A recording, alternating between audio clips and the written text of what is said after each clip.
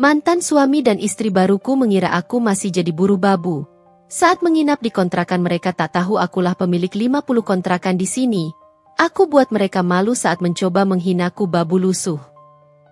Sebelum lanjut ke ceritanya, seperti biasa, jangan lupa absen dari daerah mana saja bunda-bunda semuanya.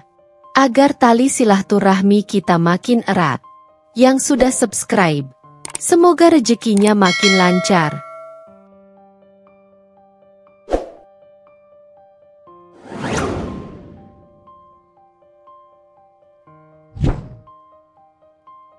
Rina sejak kecil sudah terbiasa hidup dalam kesederhanaan. Ia tumbuh di keluarga yang pas-pasan, ayahnya bekerja sebagai buruh bangunan, sementara ibunya seorang penjual sayur di pasar. Sejak kecil, Rina sudah terbiasa bangun pagi-pagi buta membantu ibunya mengurus dagangan sebelum berangkat sekolah. Sepulang sekolah, ia sering membantu ayahnya mencampur semen atau sekadar mengambilkan air saat bekerja. Meskipun hidup dalam keterbatasan, Rina selalu berusaha keras. Ia tak pernah malu bekerja apa saja demi bisa membantu keluarganya. Setelah lulus SMA, ia langsung mencari pekerjaan. Tidak ada kesempatan untuk kuliah, karena kondisi ekonomi keluarganya yang tidak memungkinkan.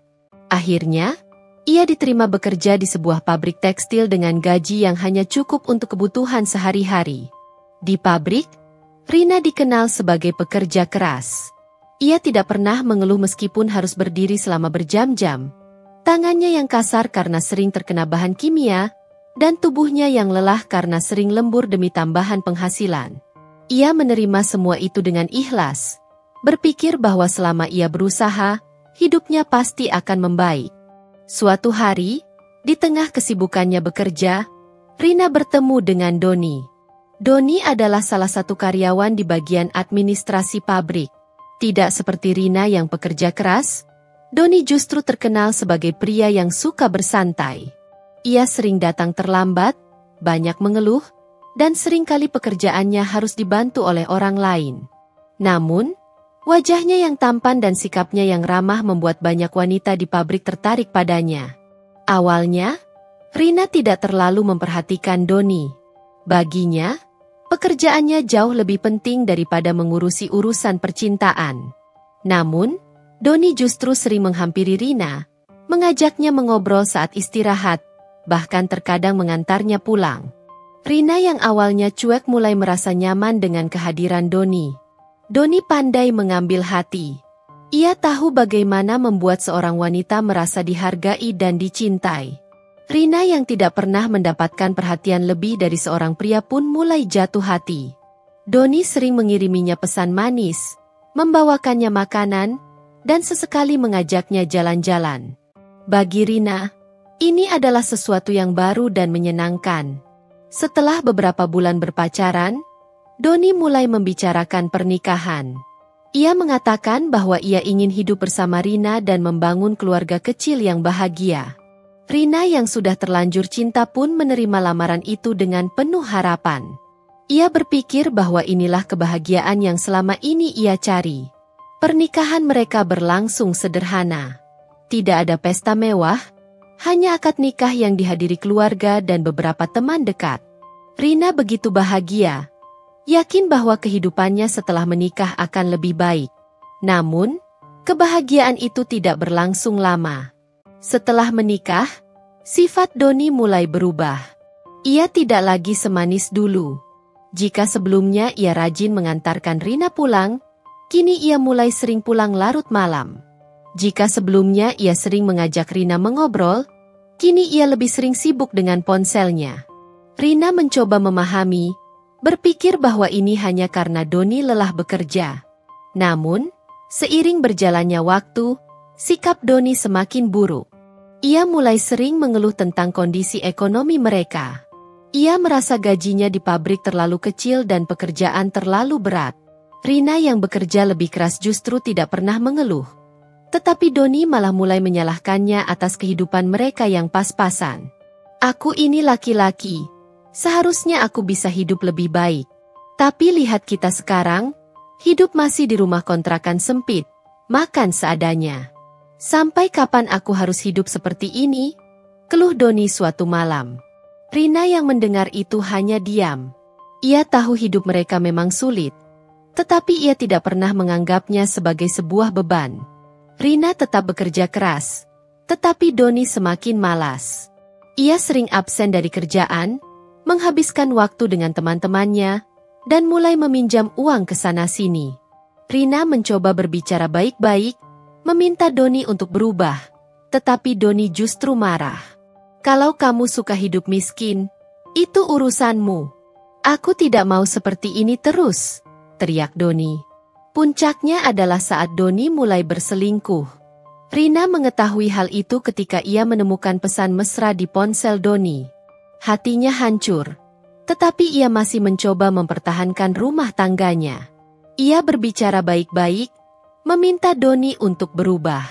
Namun, Doni malah semakin menjadi. Ia mulai terang-terangan bertemu dengan selingkuhannya, bahkan mulai jarang pulang ke rumah. Selingkuhan Doni, Maya, adalah seorang wanita yang penuh gengsi. Ia berasal dari keluarga berada dan bekerja di sebuah perusahaan besar. Maya menganggap Rina sebagai wanita rendahan, tidak pantas bersanding dengan Doni. Doni berhak mendapatkan yang lebih baik. Kamu cuma perempuan miskin yang tidak bisa memberikan kehidupan yang layak untuk suamimu, ucap Maya dengan tatapan merendahkan saat Rina mencoba berbicara dengannya. Rina tidak bisa berbuat apa-apa. Ia tidak bisa memaksa Doni untuk tetap bersamanya jika hatinya sudah berpaling. Akhirnya, Doni menggugat cerai Rina. Perceraian itu menghancurkan Rina. Ia merasa kehilangan segalanya. Ia telah memberikan seluruh hidupnya untuk Doni, tetapi pada akhirnya ia dibuang begitu saja. Rina menangis berhari-hari, tidak tahu harus berbuat apa. Namun, ia sadar bahwa meratapi nasib tidak akan mengubah apapun. Ia mulai bangkit, kembali bekerja, dan mulai mencari cara agar hidupnya lebih baik. Saat itulah ia mulai tertarik dengan dunia bisnis. Ia belajar dari nol, mencari informasi di internet, dan mengikuti seminar-seminar kecil yang bisa ia jangkau.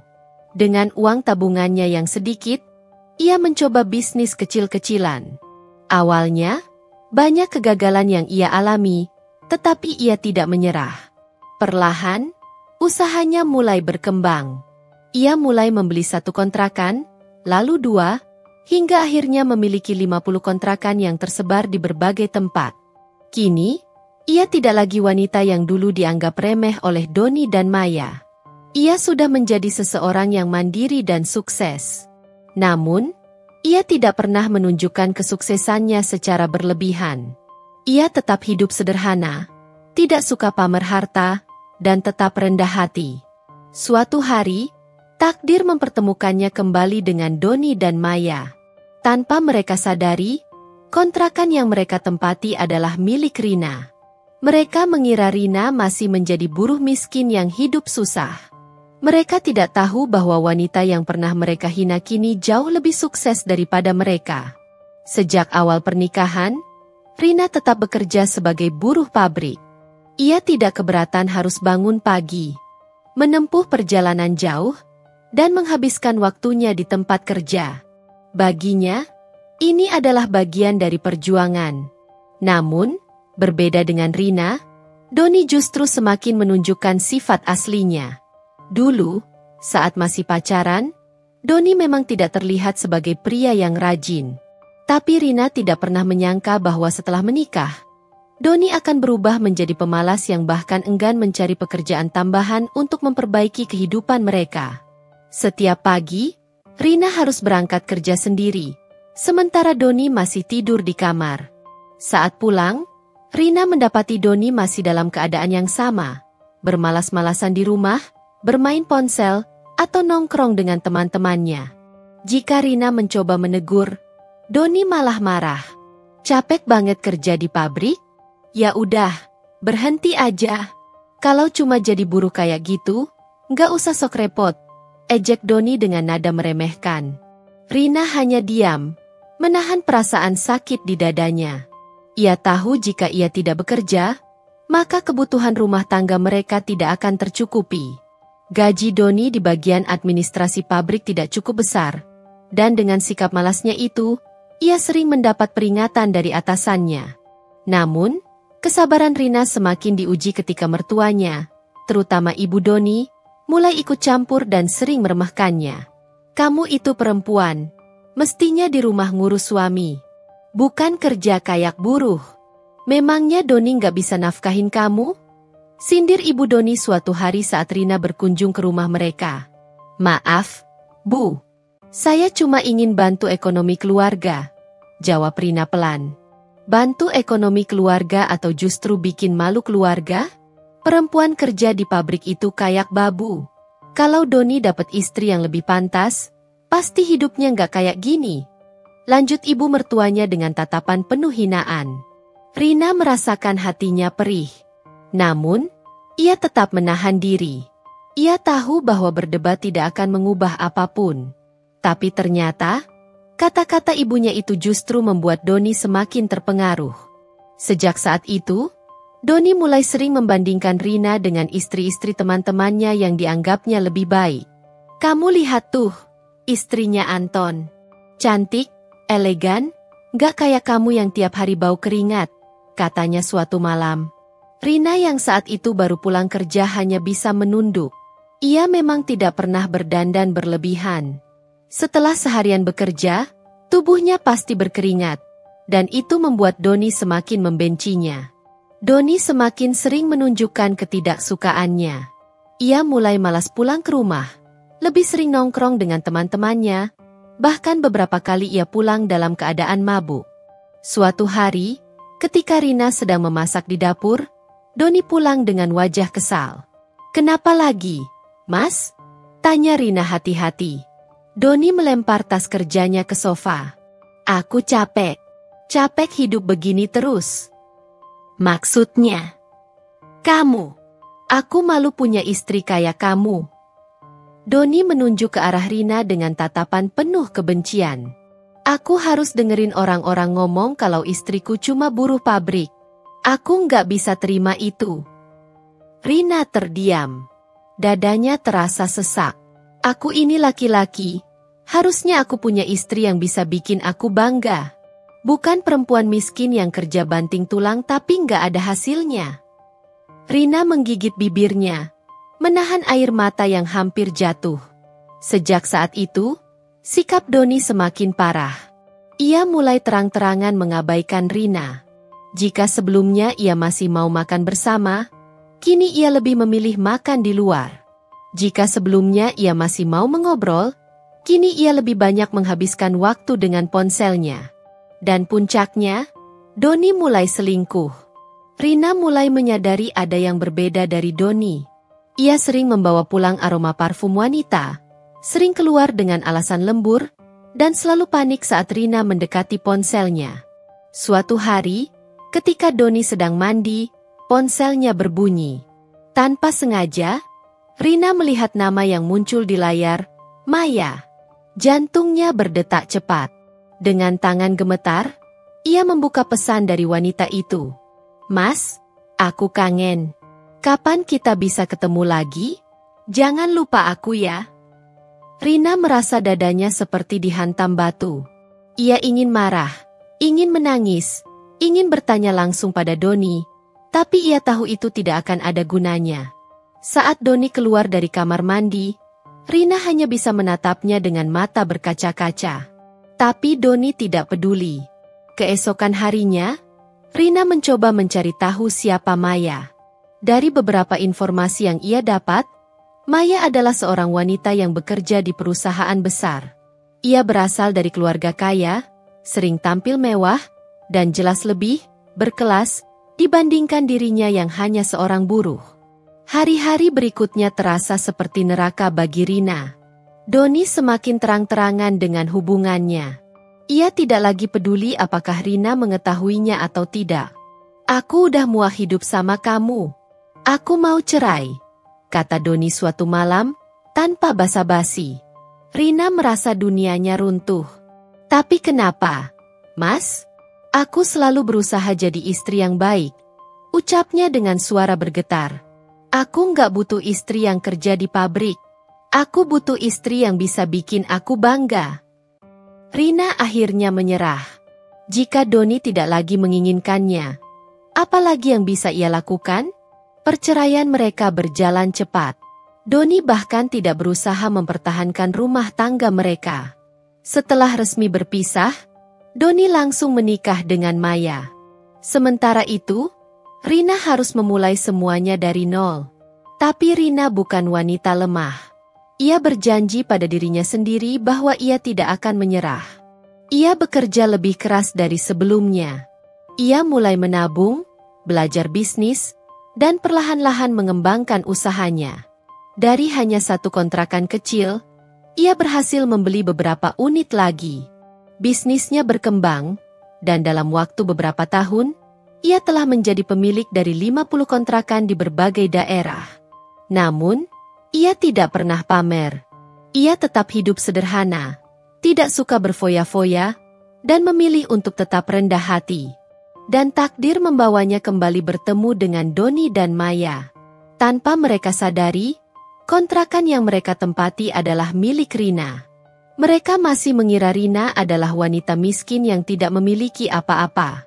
Ketika suatu hari Maya melihat Rina lewat di depan kontrakan, ia langsung mengejek. "Hei, buruh pabrik, masih hidup susah, ya?" katanya dengan nada merendahkan. Doni tertawa, menatap Rina dari atas ke bawah. "Kasihan banget, masih pakai baju lusuh. Aku sih udah hidup enak sekarang." Rina hanya tersenyum. Ia tahu, sebentar lagi mereka akan menerima kejutan yang tidak pernah mereka duga. Doni mulai sering pulang larut malam. Alasan lembur menjadi kalimat yang paling sering ia ucapkan setiap kali Rina bertanya. Namun, Rina tidak bodoh. Ia bisa mencium ada yang berubah dalam sikap Doni. Awalnya, Doni hanya sering melamun, sibuk dengan ponselnya, dan enggan berbicara banyak dengan Rina. Namun, lama-kelamaan, Doni mulai menunjukkan tanda-tanda lebih mencolok. Ia lebih sering wangi saat pulang, padahal biasanya ia tidak terlalu peduli dengan parfum. Ia juga mulai memilih-milih pakaian, sesuatu yang sebelumnya tidak pernah ia lakukan. Suatu malam, saat Rina baru saja pulang dari pabrik, ia mendapati Doni berdandan rapi. Parfum yang digunakannya sangat menyengat. "Mau kemana, Mas?" tanya Rina dengan hati-hati. Doni menoleh sekilas, lalu mengalihkan pandangan ke cermin sambil merapikan kerah bajunya. "Ada urusan." "Urusan apa?" "Udah, nggak usah banyak tanya." Suara Doni meninggi. Rina terdiam. Hatinya mulai dipenuhi prasangka, tapi ia tidak ingin berpikir negatif tanpa bukti. Namun, malam itu, rasa curiganya semakin kuat ketika ia menemukan sehelai rambut panjang di dalam mobil Doni. Itu bukan rambutnya. Beberapa hari kemudian, Rina menemukan bukti lain. Ponsel Doni tergeletak di atas meja, tidak terkunci. Tangan Rina gemetar saat melihat sebuah chat yang masuk. Nama yang muncul di layar membuatnya terhenyak. "Mas, makasih ya untuk malam ini. Aku senang banget. Kapan kita bisa ketemu lagi?" Dada Rina terasa sesak. Tangannya mengepal erat. Ia menatap Doni yang sedang duduk di ruang tamu, asyik menonton televisi seolah tidak terjadi apa-apa. Ia ingin marah. Ia ingin bertanya langsung. Namun, di sisi lain, ia takut. Takut mendengar jawaban yang sudah bisa ia tebak. Hari-hari berikutnya, Doni semakin sering menghilang. Ia pulang larut malam, terkadang tidak pulang sama sekali. Saat Rina mencoba berbicara, Doni hanya menanggapi dengan kasar. "Aku sibuk." "Sibuk sama siapa, Mas?" Doni menoleh dengan wajah penuh kebencian. "Sibuk cari kebahagiaan. Aku muak hidup sama kamu." Perasaan Rina seketika hancur. Selama ini, ia bertahan meskipun sering dihina. Ia tetap bekerja keras demi rumah tangga mereka. Tapi sekarang, Doni bahkan sudah tidak peduli lagi. Kemudian, tanpa perasaan bersalah sedikit pun, Doni berkata dengan lantang, "Aku mau cerai." Jantung Rina seakan berhenti berdetak. "Apa?" Suaranya hampir tidak keluar. "Aku udah nggak tahan hidup sama kamu. Aku mau cerai. Aku mau hidup dengan Maya." Rina merasakan tubuhnya melemas. Air matanya mengalir. Tapi Doni tidak peduli. "Jadi selama ini kamu selingkuh?" Doni tertawa kecil. "Baru sadar? Ya, aku selingkuh." "Kenapa?" "Aku nggak butuh istri buruh yang cuma bisa bikin malu." Kalimat itu menusuk hati Rina lebih dalam dari yang ia bayangkan. Istri buruh yang bikin malu. Jadi, begitulah cara Doni melihatnya selama ini? Setelah semua yang ia lakukan? Setelah semua perjuangan yang ia korbankan untuk rumah tangga ini? "Besok kita urus perceraian," kata Doni datar, seolah-olah yang ia bicarakan hanyalah hal sepele. Rina tidak bisa berkata apa-apa. Hatinya sudah terlalu remuk. Keesokan harinya, Doni benar-benar pergi. Ia meninggalkan Rina begitu saja, tanpa sedikit pun rasa bersalah. Rina merasa dunianya runtuh. Ia pulang ke rumah yang terasa lebih sepi dari biasanya. Dulu, rumah ini tempat di mana ia menaruh harapan dan impiannya bersama Doni. Tapi sekarang, yang tersisa hanyalah kenangan yang menyakitkan. Ia menangis semalaman, memikirkan bagaimana hidupnya bisa berubah begitu cepat. Ia kehilangan suaminya, kehilangan rumah tangga yang ia perjuangkan dengan susah payah. Namun, di tengah kesedihannya, Rina berjanji pada dirinya sendiri. Ia tidak akan selamanya terpuruk. Jika Doni bisa meninggalkannya dengan mudah, maka ia akan membuktikan bahwa ia juga bisa bangkit tanpa pria itu. Dan dari sanalah perjalanan Rina menuju kesuksesan dimulai. Malam-malam setelah perceraian itu adalah malam-malam yang paling panjang bagi Rina. Hatinya seperti dicabik-cabik, luka yang Doni tinggalkan terlalu dalam. Tapi, di tengah kesedihan yang menghimpit, ada satu hal yang mulai ia sadari. Doni bukan akhir dari segalanya. Jika selama ini ia bisa bertahan hidup dengan kerja kerasnya sendiri, maka ia pasti bisa bangkit tanpa pria itu. Dengan air mata yang mengering, Rina bangkit dari tempat tidurnya. Kakinya terasa lemas, tapi tekadnya sudah bulat. Dia harus maju. Hari-hari berikutnya, Rina mulai berpikir tentang apa yang harus ia lakukan.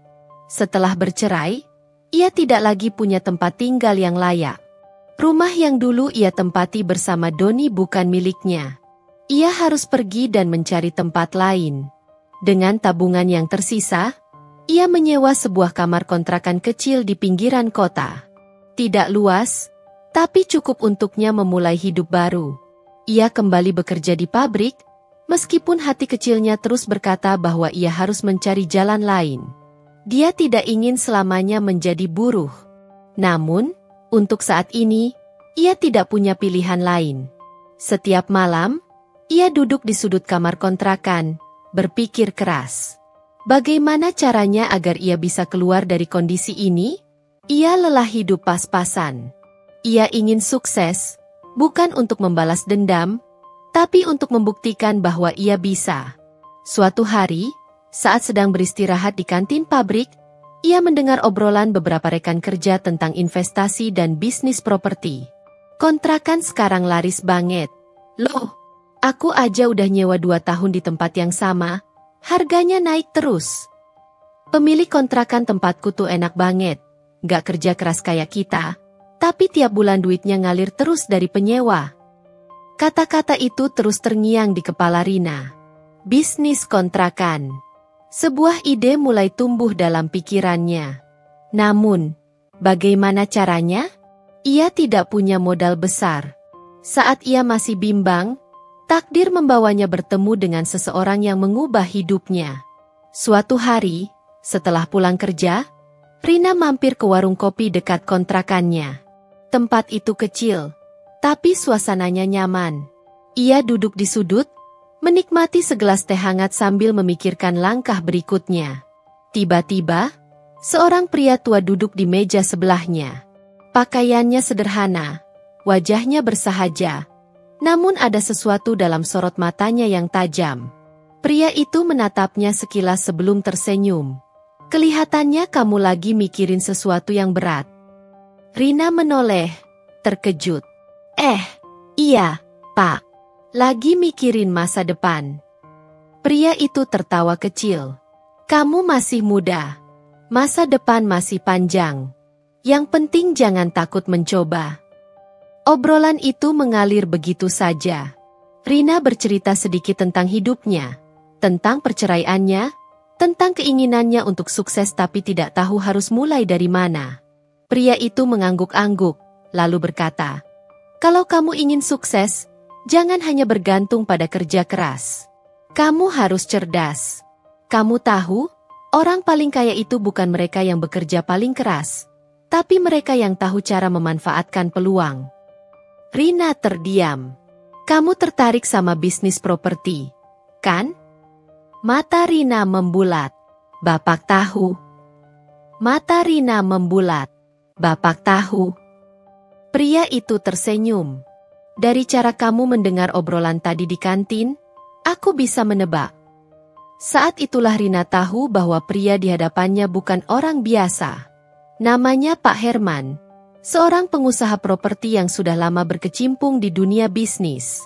Ia tidak punya penampilan seperti orang kaya raya, tapi pengalaman dan wawasannya luar biasa luas. Selama berhari-hari setelah pertemuan itu, Pak Herman mulai memberikan wawasan kepada Rina tentang dunia properti. Bisnis properti itu bukan cuma soal punya modal besar, katanya suatu hari. Yang paling penting adalah tahu caranya melihat peluang. Rina menyimak dengan saksama. Misalnya, kamu bisa mulai dari menyewakan kamar kecil. Atau kalau kamu punya sedikit tabungan, cari tanah murah di pinggiran kota. Harga properti selalu naik. Kalau kamu pintar mengelola, dalam beberapa tahun saja, nilainya bisa berlipat-lipat. Untuk pertama kalinya setelah sekian lama, Rina merasa bahwa ia punya arah. Dengan bimbingan Pak Herman, Rina mulai bergerak. Ia tidak langsung membeli properti besar, tapi ia mulai dari yang kecil, kamar kos dan kontrakan sederhana di area dekat pabrik. Ia mengumpulkan semua uang tabungannya, bahkan menjual perhiasan yang ia miliki. Ia bekerja lebih keras dari sebelumnya, mengambil pekerjaan sampingan agar bisa menambah modal. Tahun pertama, ia berhasil memiliki 1 unit kontrakan. Itu hanya bangunan kecil dengan 3 kamar, tapi itu adalah awal dari mimpinya. Tahun kedua, uang dari penyewa mulai mengalir, dan ia menggunakan hasilnya untuk membeli unit baru. Tahun ketiga, ia mulai dikenal di kalangan para pekerja yang mencari tempat tinggal. Ia memberikan harga yang bersaing, tempat yang nyaman, dan pelayanan yang baik. Bisnisnya terus berkembang. 5 tahun setelah perceraiannya dengan Doni, Rina bukan lagi seorang buruh pabrik. Ia adalah pemilik 50 unit kontrakan di berbagai wilayah. Ia tidak pernah melupakan malam-malam penuh tangisan itu. Ia tidak pernah melupakan hinaan Doni. Namun, sekarang ia berdiri sebagai wanita yang jauh lebih kuat.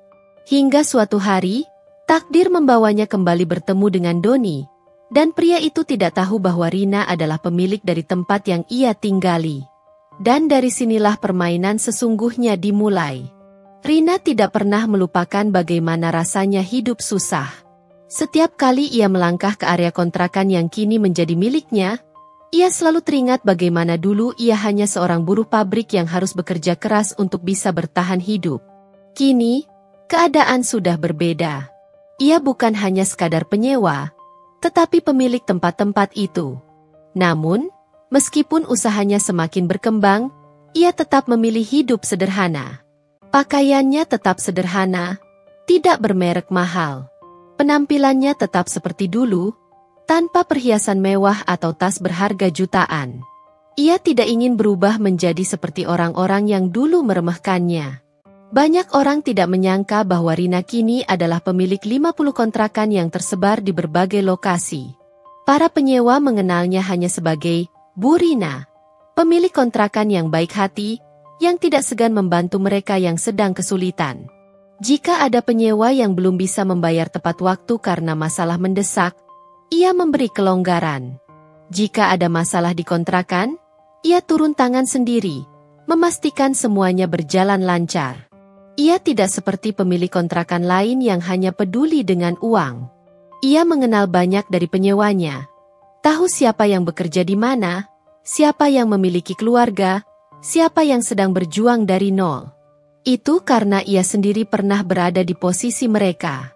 Bu Rina, terima kasih ya, sudah memberi waktu tambahan untuk bayar bulan ini, kata salah satu penyewa suatu hari. Saya lagi kesulitan, anak saya sakit. Rina hanya tersenyum. Tidak apa-apa, yang penting anaknya dulu sembuh. Berita tentang kebaikan hatinya menyebar, dan semakin banyak orang yang ingin menyewa di tempatnya. Mereka merasa lebih nyaman karena tahu pemiliknya bukan hanya mengejar keuntungan, tetapi juga peduli dengan kesejahteraan penyewanya. Namun, keberhasilan ini bukan datang tanpa tantangan. Dalam perjalanan membangun usahanya, Rina harus menghadapi berbagai rintangan. Ada kalanya penyewa nakal menunggak berbulan-bulan tanpa niat membayar. Ada juga pesaing yang mencoba menjatuhkannya, menghasut orang-orang agar tidak menyewa di tempatnya. Namun, Rina tidak pernah gentar. Ia tahu bahwa bisnis apapun pasti memiliki tantangan. Yang penting, ia harus tetap teguh dan terus maju. Di tengah kesibukannya, ia masih menyempatkan diri untuk belajar. Ia membaca banyak buku tentang bisnis, mengikuti seminar properti, dan terus memperluas wawasannya. Ia ingin usahanya terus berkembang. Tidak hanya berhenti di 50 kontrakan, tetapi lebih dari itu. Sampai suatu hari, sebuah kejadian tak terduga terjadi. Seseorang yang tak pernah ia sangka-sangka kembali ke dalam hidupnya. Doni dan istrinya, Maya. Tanpa mereka sadari, mereka kini menjadi penyewa di salah satu kontrakan miliknya. Namun, mereka tidak mengenali Rina. Mereka hanya melihatnya sebagai wanita sederhana, yang menurut mereka hanyalah seorang buruh atau petugas kebersihan di area itu. Doni, pria yang dulu mencampakkannya karena merasa Rina tak berharga. Maya, wanita yang dulu menghina dan merendahkannya. Kini, mereka berdiri di hadapannya, tanpa mengetahui siapa sebenarnya wanita yang mereka hadapi. Rina hanya tersenyum dalam hati. Kini, permainan sesungguhnya akan dimulai. Kontrakan itu jauh dari kata mewah. Dindingnya terbuat dari bata yang dicat seadanya, dengan lantai keramik putih yang mulai menguning karena usia.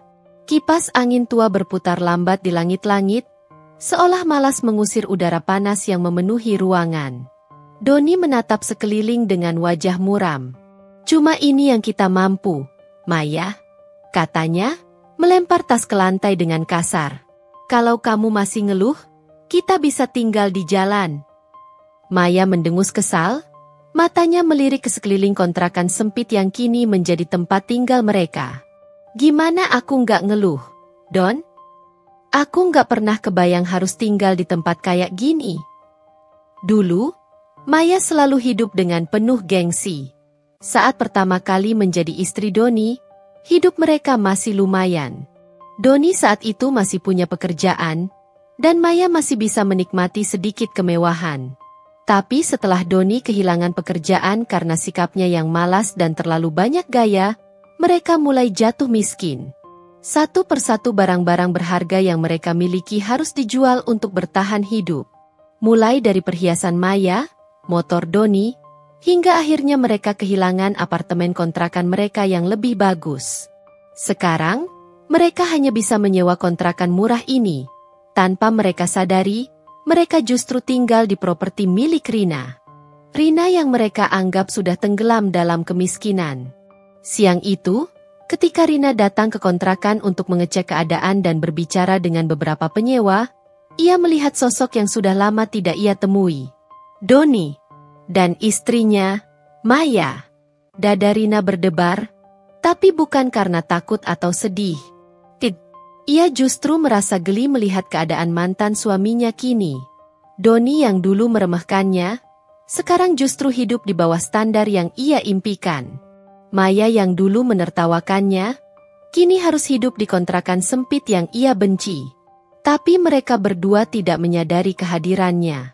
Saat Rina mendekat, Doni justru meliriknya dengan tatapan meremehkan.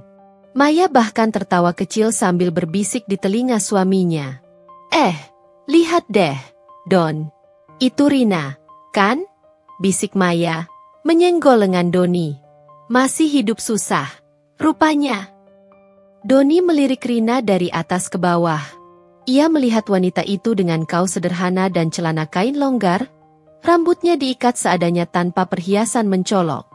Masih jadi buruh babu, pasti, gumam Doni dengan tawa sinis. Rina mendengar semuanya, tapi ia tidak marah.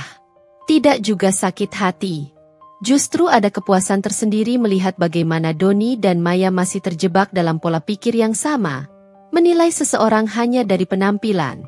Mereka tidak tahu siapa dirinya sekarang. Mereka tidak tahu bahwa wanita yang mereka hina ini justru pemilik dari 50 kontrakan, termasuk tempat yang kini mereka tinggali. Namun, Rina memilih diam. Ia tidak ingin terburu-buru mengungkapkan semuanya. Ia ingin melihat sampai sejauh mana Doni dan Maya akan menunjukkan kesombongan mereka. Lalu, ia akan membuat mereka menyesal. Maya bersedekap, melirik Rina dengan tatapan merendahkan. Matanya menyapu dari ujung kepala sampai kaki, seakan menilai harga dari setiap barang yang dikenakan Rina. Kaos longgar yang terlihat biasa saja, celana kain yang jelas bukan dari merek terkenal, serta sandal sederhana yang jauh dari kesan mahal.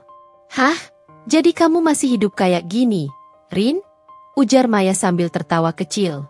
Aku kira kamu udah gak ada kabar karena malu dengan hidupmu sendiri. Doni, yang berdiri di sampingnya, ikut tertawa. Ia melipat tangannya di dada, menatap Rina dengan ejekan tersirat di wajahnya. Pantes aja, sih. Dari dulu kamu memang gak punya ambisi, Rina. Cuma bisa kerja buruh, hidup pas-pasan, gak ada perubahan. Rina tetap diam. Ia hanya menatap keduanya dengan senyum tipis, seakan menikmati setiap kata yang keluar dari mulut mereka. Maya melangkah mendekat, melipat tangannya di dada dengan gaya congkak. Aku sih gak heran. Yah, dulu kamu kan memang miskin, Rin. Lihat diri kamu sekarang, masih pakai baju murah kayak gitu. Kerja apa sekarang? Masih jadi buruh pabrik. Rina tidak langsung menjawab. Ia menatap Maya sejenak, lalu tersenyum kecil. Kenapa? Kamu penasaran? Maya mendengus. Bukan penasaran, tapi kasihan. Aku aja heran, gimana bisa dulu Doni bertahan sama kamu? Ia melirik Doni, lalu menyeringai. Untung sekarang dia sudah sama aku. Kami jauh lebih bahagia. Doni tertawa kecil. Iya, Rin. Aku bahkan gak habis pikir. Dulu kenapa aku bisa bertahan sama kamu? Kamu itu cuma beban. Rina tetap berdiri tenang. Meskipun dalam hatinya ia ingin tertawa. Mereka berdua benar-benar tidak sadar bahwa wanita yang sedang mereka hina ini justru adalah pemilik kontrakan yang mereka tempati. Jadi kamu kerja apa sekarang? Tanya Maya lagi. Nada suaranya penuh ejekan. Jangan bilang kamu masih kerja jadi babu di pabrik. Rina menatap Maya dengan tatapan santai. Aku kerja di bidang properti. Jawabnya, tanpa menjelaskan lebih lanjut. Maya terbahak. Properti? Hahaha. Maksudmu? Jadi tukang bersih-bersih kontrakan orang? Doni ikut tertawa. Ah, jelas. Kalau nggak jadi tukang bersih-bersih, ya paling jadi penjaga kontrakan. Makanya dia sering kesini, mungkin dia kerja buat pemilik kontrakan ini. Rina tidak mengatakan apa-apa. Ia hanya tersenyum sambil mengangguk kecil. Kasihan banget, ya, ujar Maya lagi. Dulu kamu diceraikan, sekarang hidup susah sendirian. Pasti nggak ada pria yang mau sama kamu, ya? Doni menyeringai. Ya iyalah. Siapa juga yang mau sama wanita kayak dia? Udah tua, miskin, nggak ada daya tarik. Rina tetap diam, membiarkan mereka berbicara sesuka hati. Ia ingin melihat sejauh mana mereka akan merendahkannya sebelum akhirnya ia menunjukkan kebenaran yang akan membuat mereka menyesal seumur hidup. Maya duduk di lantai kontrakan yang panas dan berdebu. Kipas angin tua yang berputar di langit-langit hanya menghembuskan udara panas. Ia melambai-lambaikan tangannya di depan wajah, tampak gerah dan kesal. Doni, ini tuh nggak masuk akal. Kita bayar sewa, tapi lihat tempat ini. Panas, sumpek, airnya kecil. Masa kita harus tinggal di tempat kayak gini? Maya merajuk, matanya melotot ke arah suaminya. Doni mengusap wajahnya yang berkeringat. Aku juga nggak betah di sini, Mei. Tapi mau gimana? Kita nggak punya pilihan lain. Semua tempat lain lebih mahal. Maya mendengus kesal, lalu berdiri dan menendang pintu dengan kesal. Harusnya kita protes. Minta pemilik kontrakan datang. Aku mau komplain. Doni menghela napas, tapi diam-diam ia setuju dengan istrinya. Mereka membayar sewa, dan merasa berhak menuntut fasilitas yang lebih baik.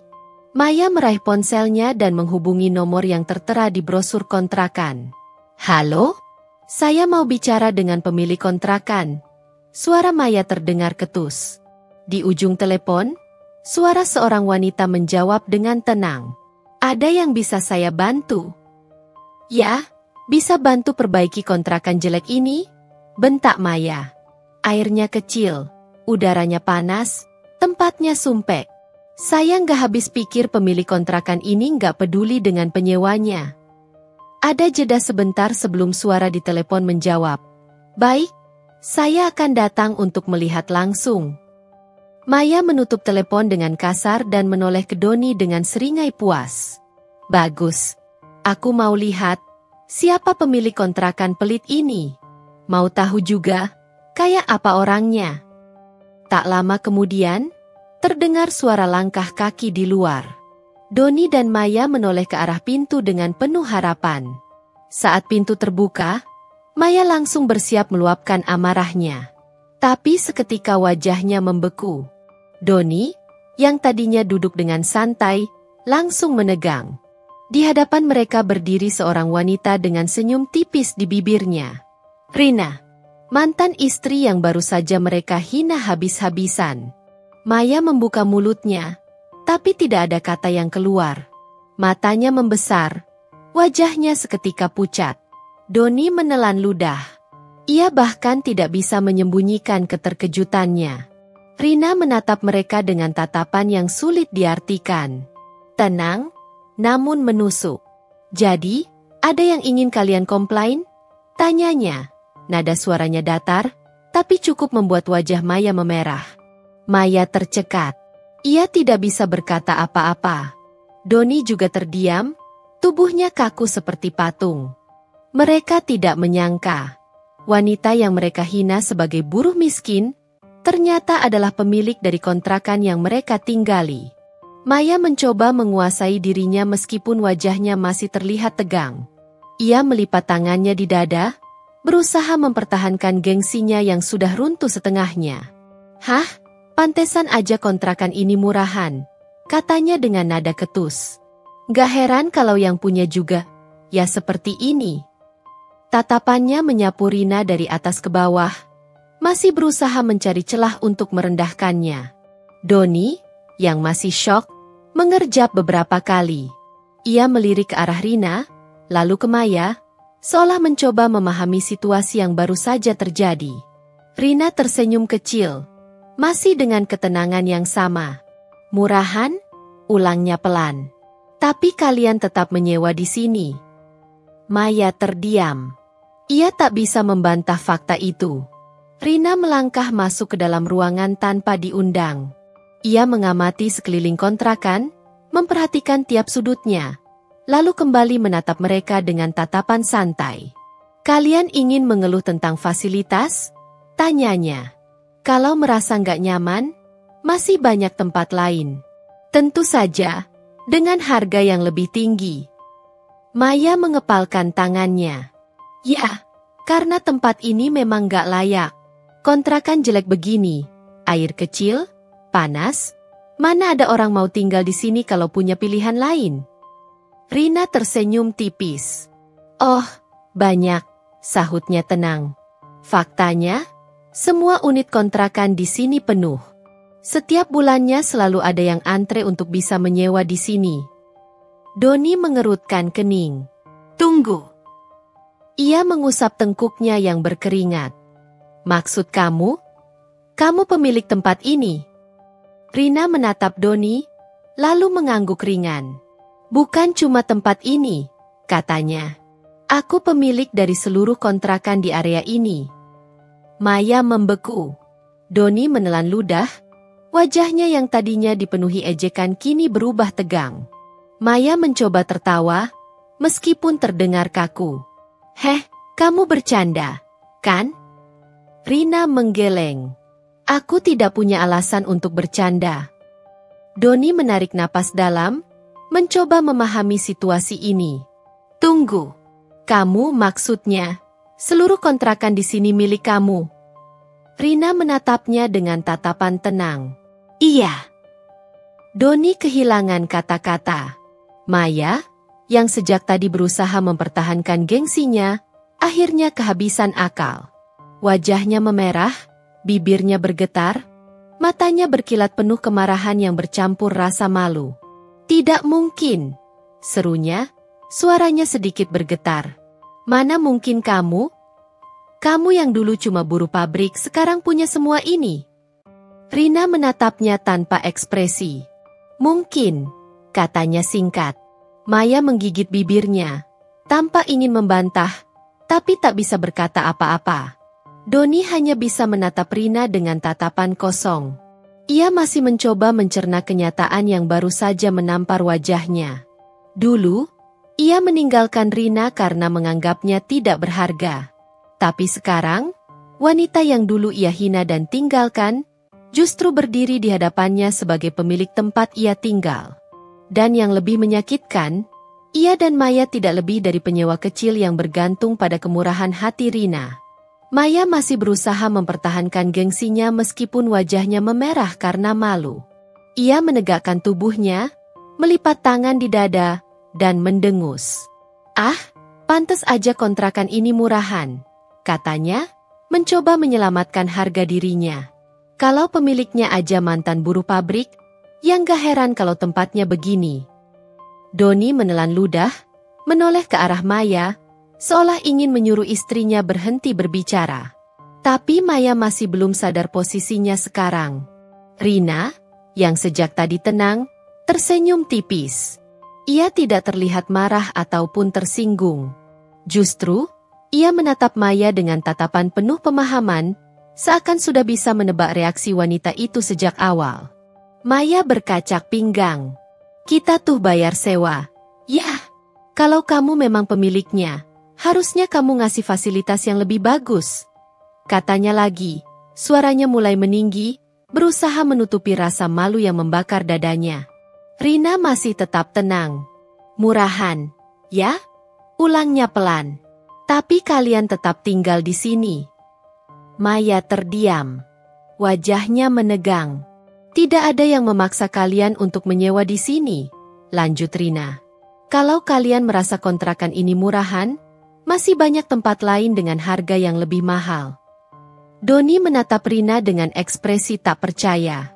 Seakan sulit baginya menerima kenyataan bahwa wanita yang dulu ia tinggalkan kini bisa berbicara dengan begitu tenang, seolah memiliki kendali penuh atas keadaan.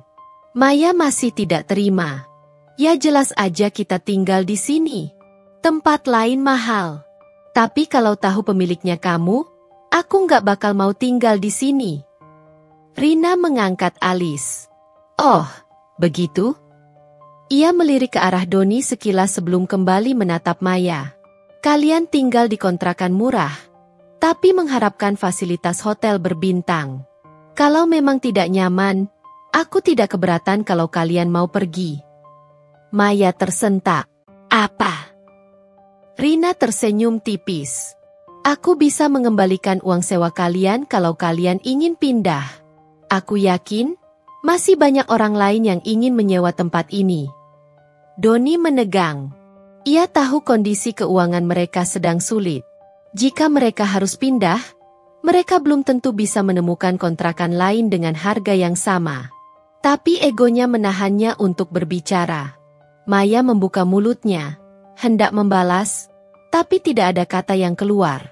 Rina melangkah pelan ke arah jendela, menatap keluar dengan santai. Aku membeli kontrakan ini beberapa tahun lalu. Mulai dari 1, lalu bertambah, sampai akhirnya seluruh kontrakan di area ini menjadi milikku. Doni menatap Rina dengan mata membelalak. Seluruh area ini milikmu. Rina menoleh, menatapnya lurus. Iya.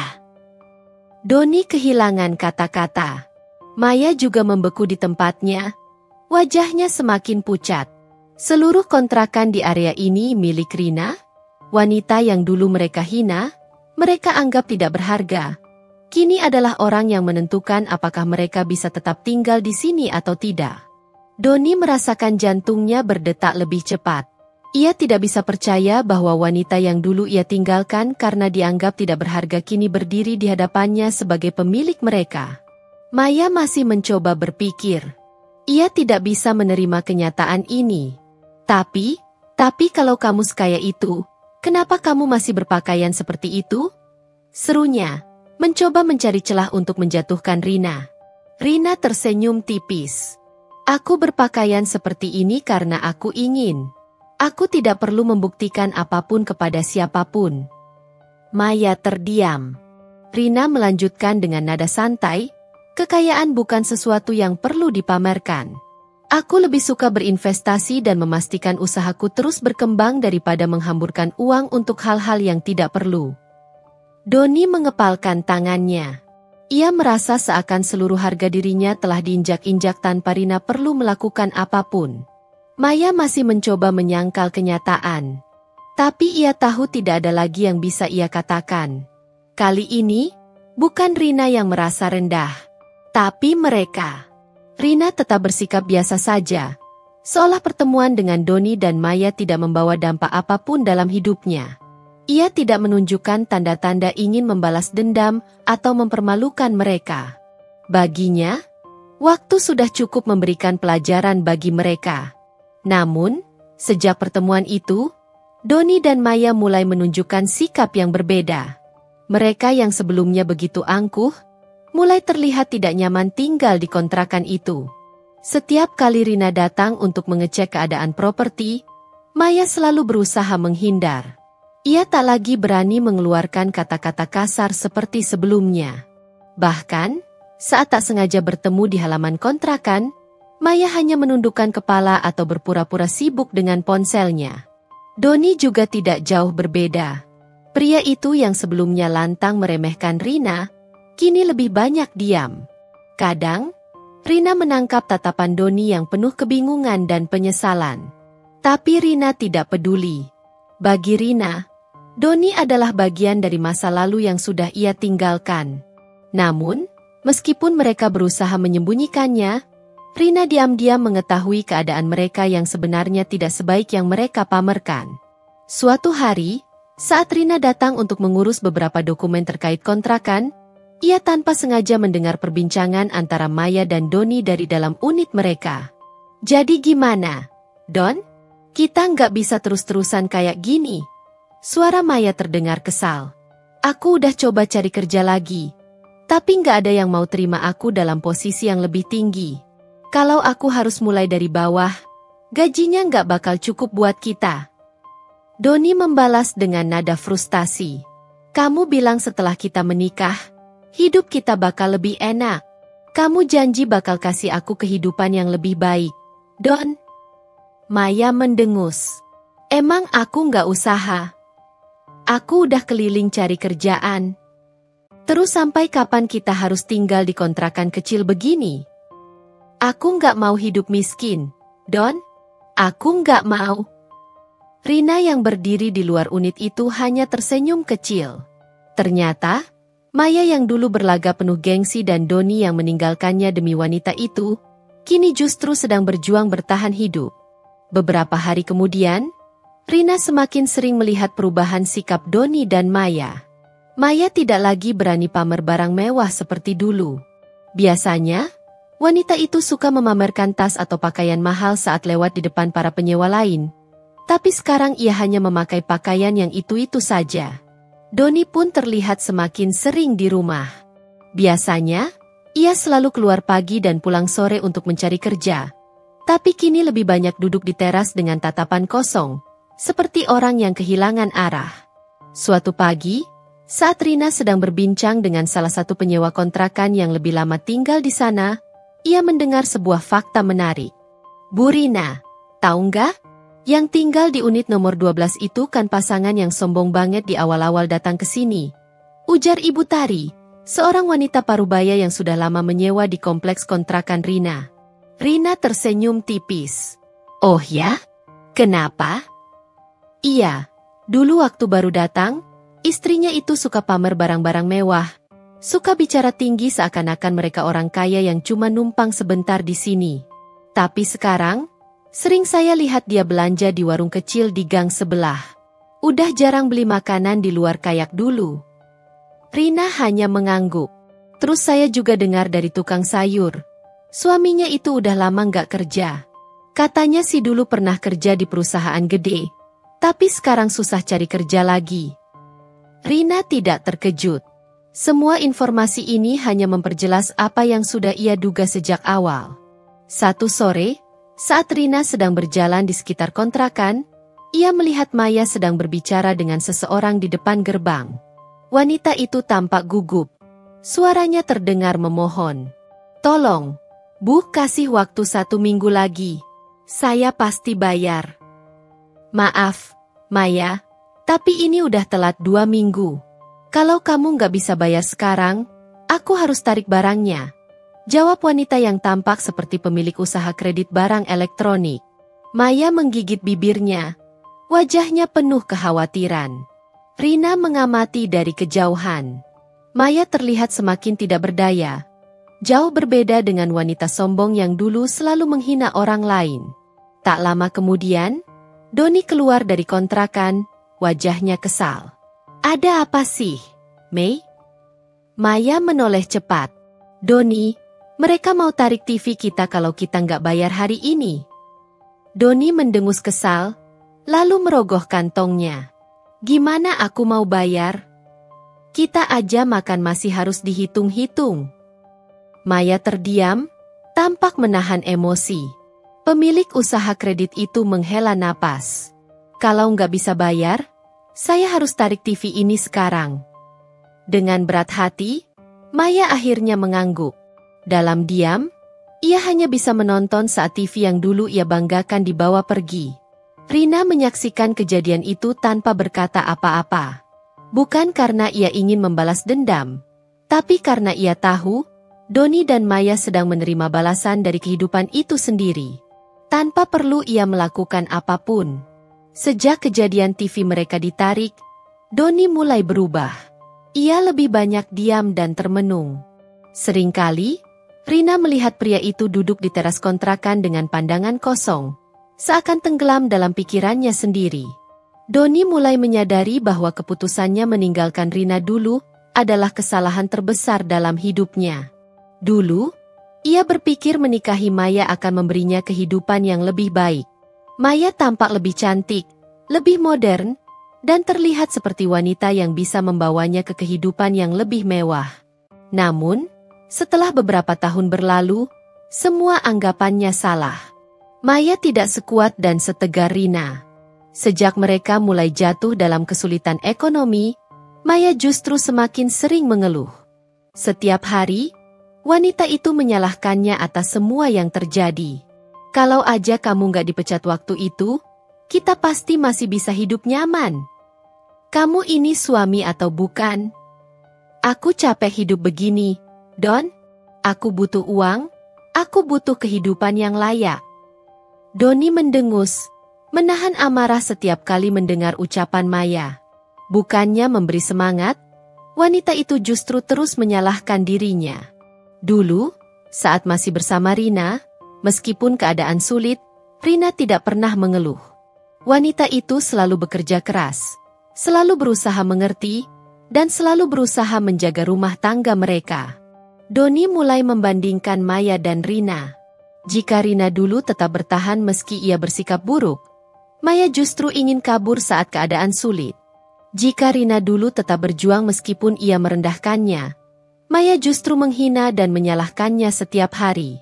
Kini, Doni benar-benar merasa menyesal telah mencampakkan Rina. Malam itu, Doni duduk termenung di teras kontrakan. Hatinya dipenuhi rasa sesak.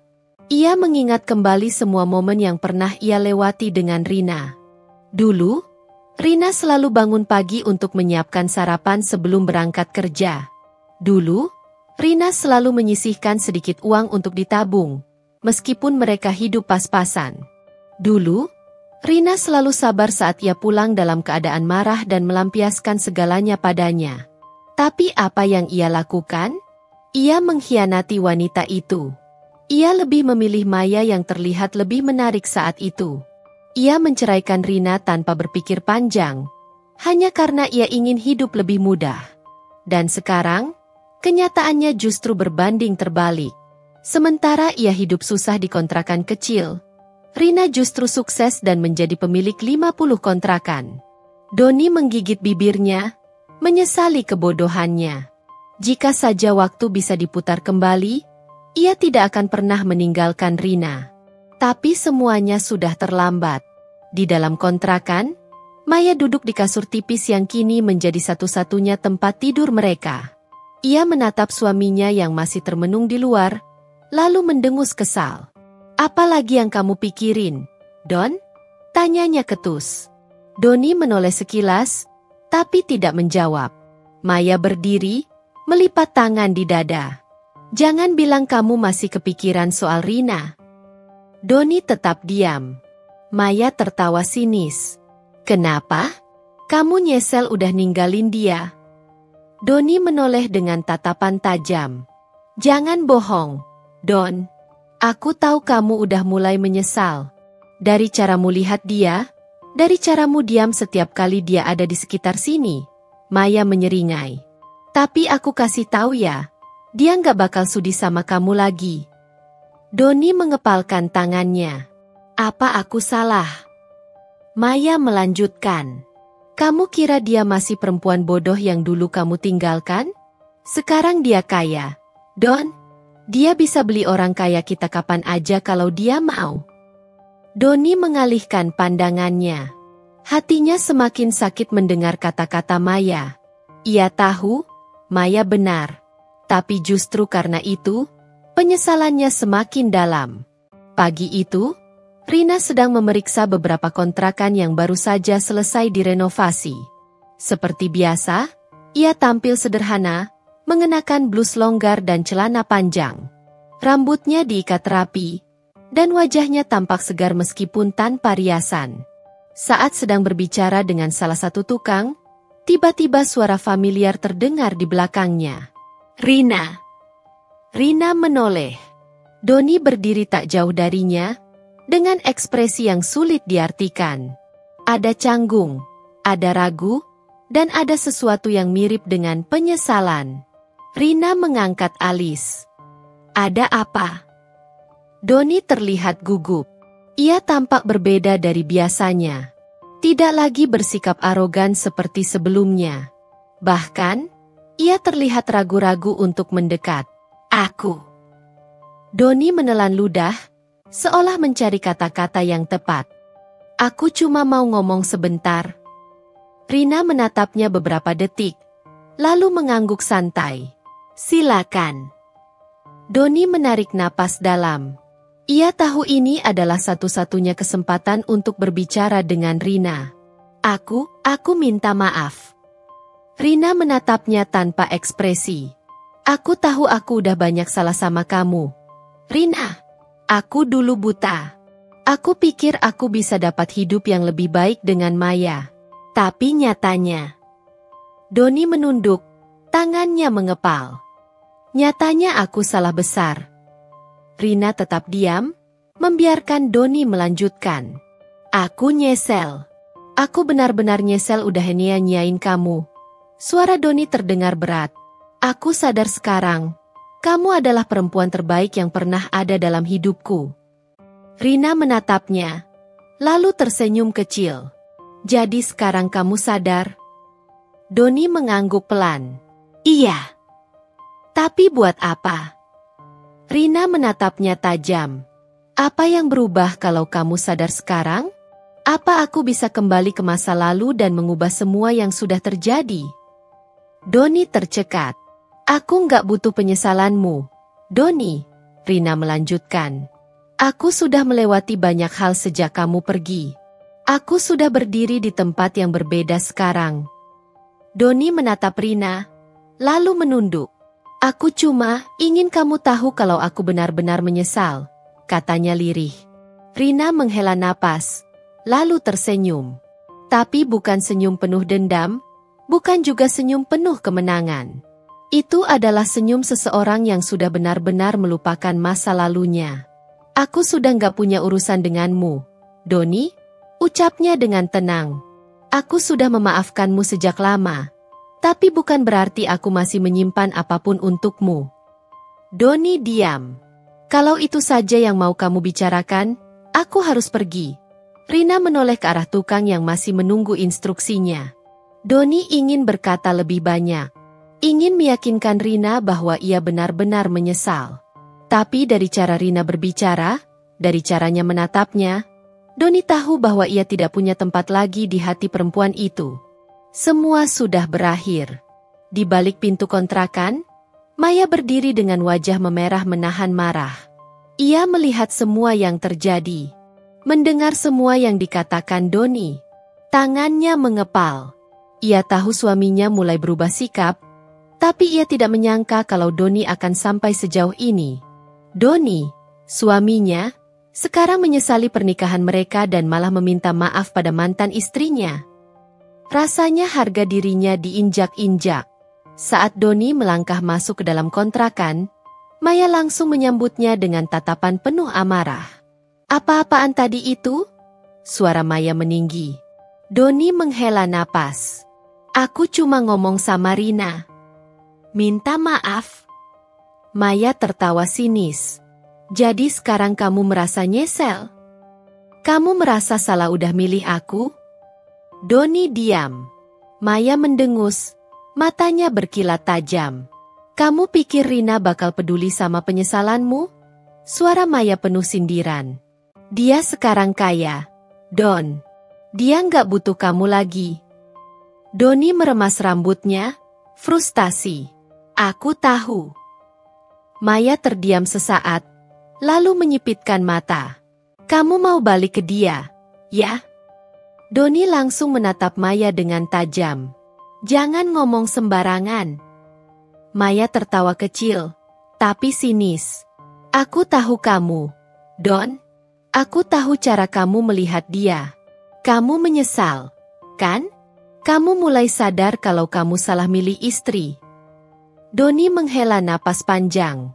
Bukan itu masalahnya, gumamnya. Maya tertawa lagi, kali ini lebih keras. Lalu apa? Jangan bilang kamu masih berharap dia akan nerima kamu lagi. Doni tidak menjawab, tapi dalam hatinya, ia tahu. Sekeras apapun ia mencoba menepisnya, jauh di dalam dirinya, ia memang masih berharap. Namun, Rina sudah terlalu jauh darinya sekarang. Dan itu membuatnya semakin terpuruk. Di dalam kontrakan sempit itu, Maya berjalan mondar-mandir dengan wajah penuh amarah. Tangannya berkaca pinggang, matanya menatap Doni dengan sinis. Jadi ini hidup yang kamu janjikan ke aku, Doni? Suaranya meninggi. Kita pindah ke kontrakan sempit, makan seadanya, dan kamu malah sibuk meratapi mantan istri. Doni menghela napas, kepalanya tertunduk. Aku nggak meratapi siapa-siapa. Maya. Aku cuma apa? Potong Maya kasar. Cuma menyesali keputusanmu? Cuma merasa bodoh karena udah milih aku? Doni diam. Ia tahu, apapun yang dikatakannya sekarang hanya akan memperburuk situasi. Maya tertawa sinis. Kamu pikir aku nggak tahu cara kamu melihat Rina tadi? Kamu nyesel, kan? Kamu berharap bisa kembali ke dia. Doni menggeleng. Udah cukup, Maya. Belum cukup. Maya membanting tasnya ke meja. Aku capek, Doni. Aku pikir hidupku akan lebih baik setelah menikah sama kamu. Aku pikir kamu punya rencana. Kamu punya ambisi. Tapi apa? Kamu bahkan gak bisa kasih aku kehidupan yang layak. Doni meremas rambutnya, frustrasi. Aku udah berusaha. Maya. Berusaha? Berusaha dari mana? Maya tertawa penuh ejekan. Kerja aja kamu malas. Dulu, aku pikir Rina itu wanita bodoh yang gak tahu cara menikmati hidup. Tapi ternyata, dia jauh lebih baik daripada kamu. Doni tersentak. Matanya menatap Maya dengan kaget. Apa maksudmu? Maya melipat tangan di dadanya. Rina itu kerja keras. Dulu, kamu hina dia karena tetap kerja di pabrik. Sekarang lihat hasilnya. Dia punya puluhan kontrakan. Dia sukses. Doni menggertakkan giginya. Kenapa kamu bawa-bawa dia? Karena aku muak, Doni. Maya menatapnya dengan penuh kebencian. Kamu tahu kenapa aku pilih kamu? Karena aku pikir kamu bisa kasih aku kehidupan yang lebih baik. Tapi ternyata kamu cuma omong kosong. Kamu gak ada bedanya sama lelaki gagal lainnya. Doni merasa kepalanya berputar. Kata-kata Maya bagai pisau tajam yang menusuk harga dirinya. Dulu, ia yang selalu merendahkan Rina. Ia yang selalu merasa lebih baik darinya. Sekarang, ia sedang duduk di kursi keras di dalam kontrakan sempit, mendengar istrinya sendiri menghina dan merendahkannya. Karma. Rina pernah ada di posisinya ini. Dihina, direndahkan, dianggap tak berharga. Doni menunduk. Dadanya sesak, tapi ia tak bisa berbuat apa-apa. Hari-hari berlalu, dan keadaan semakin memburuk. Maya semakin sering marah-marah. Setiap kali Doni pulang, ia pasti disambut dengan teriakan dan keluhan. Apa ini? Kita makan telur terus? Maya membanting piring ke meja. Ya udah bersyukur kita masih bisa makan. Doni menjawab lelah. Bersyukur? Maya membelalakan mata. Dulu aku bisa makan di restoran mahal, pakai baju branded. Sekarang, hidupku lebih miskin dari pembantu. Doni mendengus. Ya kalau mau kaya, kerja. Plah, sebuah tamparan keras mendarat di pipinya. Maya menatapnya dengan penuh kebencian. Kamu nyuruh aku kerja. Aku ini istrimu, Doni. Tanggung jawab kamu kasih aku kehidupan yang layak. Doni mengusap pipinya yang perih. Ia menatap Maya dengan dingin. Dulu, ia meninggalkan Rina karena gengsi. Karena ingin hidup lebih enak. Sekarang, ia hidup dalam neraka yang ia ciptakan sendiri. Karma benar-benar nyata. Semakin hari, hubungan mereka semakin buruk. Maya mulai sering keluar rumah, mencari pelampiasan. Kadang, ia pulang larut malam tanpa memberi kabar. Doni tahu Maya mulai berubah, tapi ia sudah terlalu lelah untuk peduli. Sampai suatu hari, ia menemukan sesuatu di dalam tas Maya, sebuah kotak perhiasan mahal. Doni mengernyit. Dari mana dia dapat ini? Gumamnya. Ia membuka kotak itu, dan melihat kalung emas yang tampak mahal. Jantungnya berdegup kencang. Maya tidak bekerja. Ia tidak punya uang. Lalu dari mana perhiasan ini berasal? Saat Maya pulang malam itu, Doni langsung menatapnya curiga. Kamu dapat ini dari mana? Tanyanya sambil menunjukkan kotak perhiasan. Maya terdiam sejenak, lalu tertawa kecil. Kenapa? Kamu curiga aku selingkuh? Doni tidak menjawab. Maya melipat tangan di dada. Kalau iya, terus kenapa? Doni membeku. Apa maksudmu? Maya menatapnya dengan dingin. Doni, aku sudah muak dengan hidup miskin ini. Kamu nggak bisa kasih aku apa yang aku mau. Jadi ya? Jantung Doni seperti berhenti berdetak. Jadi, ini rasanya dikhianati? Ini rasanya dihancurkan oleh orang yang paling ia percaya? Doni menggenggam kotak perhiasan itu erat. Jadi selama ini kamu selingkuh? Maya mengangkat bahu. Anggap saja aku cari kehidupan yang lebih baik. Doni merasakan tubuhnya bergetar. Dulu, ia meninggalkan Rina demi kehidupan yang lebih baik. Sekarang, Maya melakukan hal yang sama padanya. Ia tertawa kecil. Ironis. Karma benar-benar tidak pernah meleset. Doni dan Maya duduk di ruang tamu kontrakan mereka yang semakin terasa sempit dan pengap. Suasana di antara mereka semakin mencekam. Tidak ada lagi kata-kata manis atau janji-janji indah seperti dulu. Doni hanya duduk diam, menatap kosong lantai yang mulai retak. Sementara Maya sibuk merapikan barang-barang mereka ke dalam koper tua. Kita benar-benar harus pergi dari sini? Suara Doni terdengar pelan, penuh dengan kelelahan dan kekalahan. Maya mendengus. Kalau kamu punya uang buat bayar kontrakan, bilang sama pemiliknya. Kalau enggak, ya sudah, terima nasib. Doni terdiam. Uang. Itu masalah utama mereka sekarang.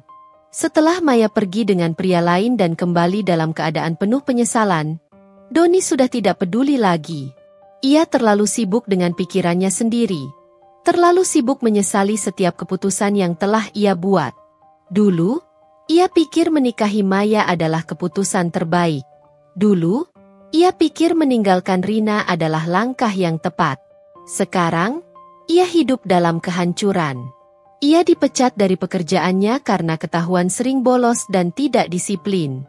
Maya, yang dulu terlihat seperti wanita idaman, ternyata hanya mencari kehidupan yang lebih mudah.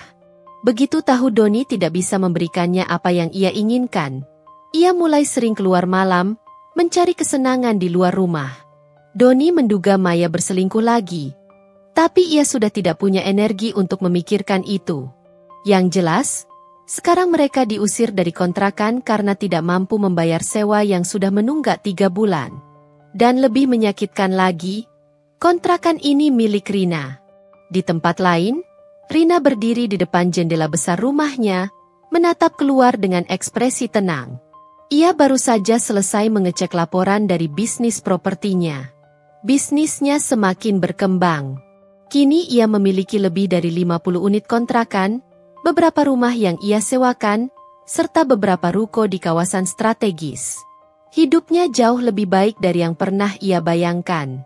Dan semua itu ia dapatkan dengan kerja keras, bukan dengan mengandalkan siapa-siapa. Pikirannya kembali pada Doni dan Maya. Ia mendapat laporan dari pengurus kontrakan bahwa mereka akhirnya angkat kaki karena tidak mampu membayar. Rina hanya menghela napas. Tidak ada kebencian di dalam hatinya. Ia hanya merasa lega. Lega karena ia sudah melalui semua ini dengan kepala tegak. Dulu, ia mungkin berharap bisa membalas mereka, membuat mereka merasakan apa yang ia rasakan. Tapi sekarang, ia sadar bahwa balas dendam bukanlah yang ia butuhkan. Karma sudah bekerja dengan sendirinya. Doni dan Maya merasakan akibat dari keputusan mereka sendiri, dan itu sudah cukup bagi Rina. Tanpa perlu menyakiti mereka secara langsung, tanpa perlu membalas dengan kebencian, ia sudah menang. Rina tersenyum tipis, menutup laporan bisnisnya, dan melangkah menuju ruang tamu. Hari ini masih panjang, dan ia punya banyak hal yang lebih penting untuk dilakukan daripada memikirkan orang-orang yang pernah menyakitinya. Ia sudah menang dengan caranya sendiri. Doni duduk di bangku kayu depan kontrakan yang sebentar lagi harus ia tinggalkan. Matanya kosong. Pikirannya penuh dengan kenangan yang kini terasa seperti duri yang menusuk dalam. Dulu, ia menganggap Rina tak lebih dari wanita biasa, seorang buruh yang tidak memiliki masa depan. Dulu, ia merasa berhak mencari wanita lain yang lebih berkelas, lebih pantas untuknya. Tapi sekarang, ia bahkan tak mampu membayar kontrakan kecil ini. Kontrakan yang ternyata milik Rina. Doni mengusap wajahnya dengan kasar, mengingat kembali pertemuan tak terduga itu. Saat pertama kali melihat Rina datang ke kontrakan ini, ia pikir Rina masih seperti dulu, wanita lusuh yang hidup pas-pasan. Ia dan Maya bahkan sempat mengejeknya, tertawa puas melihat kehidupan Rina yang mereka kira masih berada di bawah mereka. Tapi, begitu tahu bahwa semua kontrakan di lingkungan ini adalah milik Rina, rasanya seperti tamparan keras. Doni merasa tubuhnya membeku saat Rina menyebutkan bahwa dialah pemiliknya. Wajahnya panas, malu, dan yang lebih menyakitkan, ada penyesalan yang tiba-tiba menyesakkan dadanya. Maya yang selalu angkuh dan sombong pun langsung terdiam. Wajahnya memerah karena malu, tak bisa berkata-kata. Doni tidak bisa melupakan tatapan Rina saat itu. Bukan tatapan penuh kebencian atau dendam, tapi tatapan seseorang yang sudah tidak peduli. Tatapan seseorang yang sudah menang tanpa harus membalas dengan kata-kata kasar. Doni menelan ludah, pikirannya kembali ke masa lalu. Dulu, ia sering marah-marah karena merasa Rina tidak cukup baik untuknya. Dulu, ia merasa Rina hanya menghambatnya, tidak bisa membawanya ke kehidupan yang lebih baik. Tapi kenyataannya sekarang, Rinalah yang berhasil. Rinalah yang naik kelas, yang bisa berdiri tegak dengan bangga. Sedangkan ia terpuruk, jatuh ke dasar, merangkak dalam kehancurannya sendiri. Di dalam kontrakan, Maya masih sibuk mengemasi barang-barang mereka dengan wajah kesal. Ia marah bukan hanya karena mereka harus pergi, tetapi karena kenyataan yang baru saja menghancurkan egonya. Jadi selama ini kita tinggal di kontrakan milik Rina? Suara Maya masih dipenuhi dengan nada tidak terima. Doni tidak menjawab. Maya menatap suaminya dengan penuh kemarahan.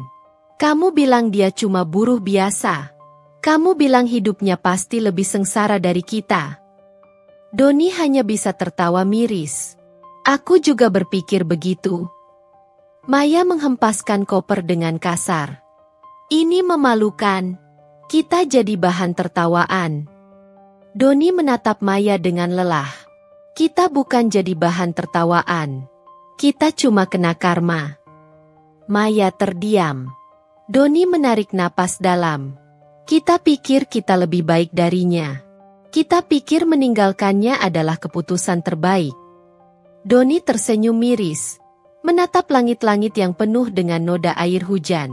Tapi lihat siapa yang tertawa sekarang. Maya menggigit bibirnya, masih tidak terima. Tapi tetap saja, bagaimana mungkin dia bisa sesukses itu? Dia cuma buruh pabrik dulu. Doni menatap Maya tajam. Karena dia mau berusaha. Maya, karena dia nggak malas seperti kita. Kata-kata itu menyakitkan, bahkan bagi Doni sendiri. Ia sadar selama ini hanya ingin hidup enak tanpa usaha keras. Ia ingin semuanya datang dengan mudah. Dan Rina, wanita yang dulu ia hina-hina, ternyata memiliki mental baja yang jauh lebih kuat darinya. Doni merasa hatinya semakin berat. Bukan hanya karena ia jatuh miskin. Bukan hanya karena kehidupannya sekarang berantakan. Tapi karena ia kehilangan sesuatu yang berharga. Rina, wanita yang pernah mencintainya dengan tulus. Wanita yang ia campakkan demi ambisinya sendiri. Dan yang lebih menyakitkan, Rina tidak membalas dendam, tidak merendahkannya kembali. Ia hanya tersenyum dan berjalan pergi. Doni menggigit bibirnya, menahan perasaan yang semakin sesak. Jika saja ia bisa mengulang waktu. Jika saja ia bisa memperbaiki semuanya. Tapi sudah terlambat. Sekarang, ia hanya bisa menyesali semuanya. Dan penyesalan itu tidak akan ada habisnya. Rina duduk di teras rumahnya yang luas, menikmati angin sore yang berhembus sejuk. Rumahnya berdiri megah di atas tanah yang dulu hanya ada dalam mimpinya.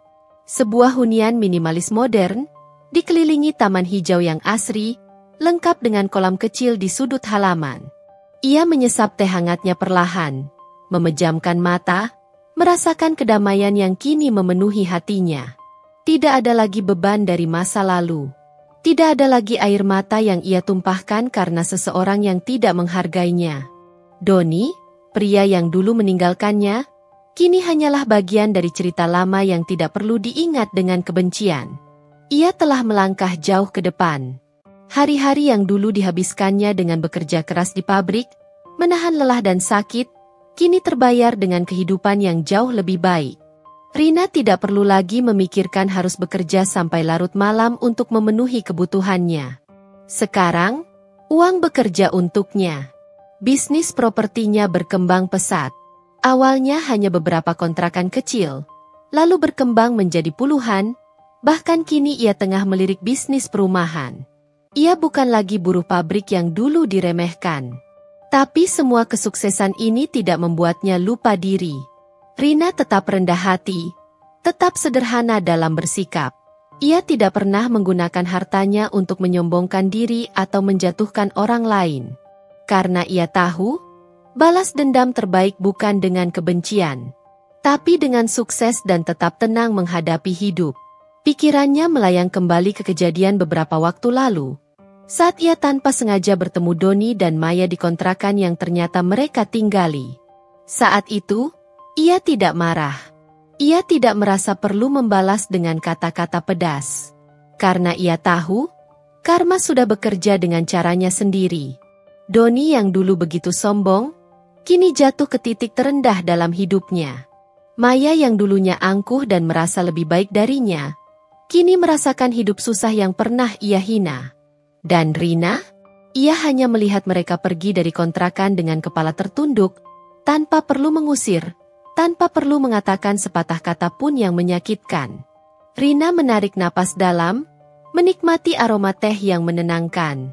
Ponselnya berbunyi, ia melihat nama seseorang di layar.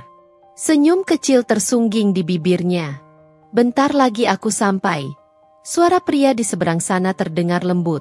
Baik, aku tunggu, jawab Rina dengan suara tenang. Tak lama, sebuah mobil mewah meluncur masuk ke halaman rumahnya. Seorang pria turun, tinggi, gagah, dengan senyum hangat yang selalu membuat Rina merasa nyaman.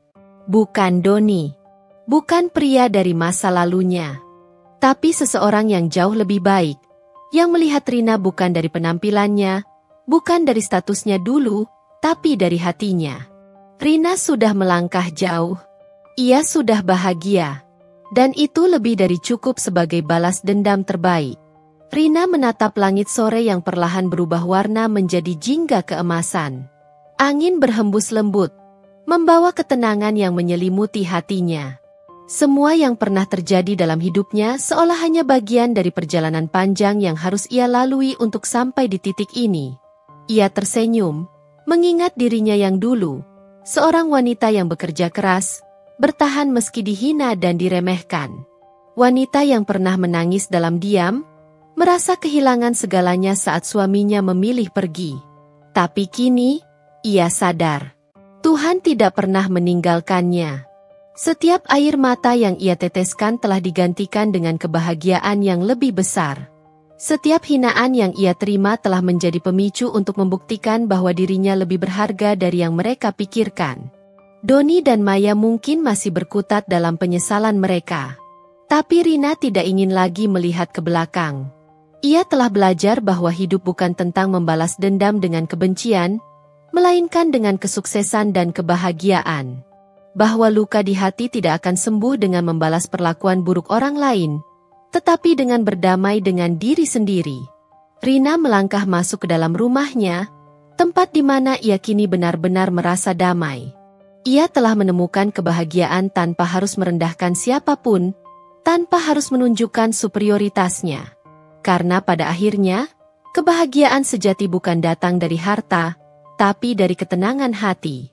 Untuk setiap wanita yang pernah merasa diremehkan, jangan biarkan ucapan orang lain menentukan takdirmu.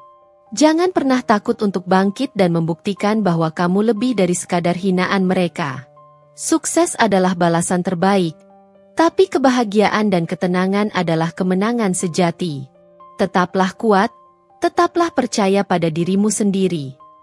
Terima kasih telah mengikuti kisah ini. Semoga cerita ini memberi inspirasi dan kekuatan bagi siapa saja yang membacanya. Sampai jumpa di kisah berikutnya. Hati berkilau-kilauan.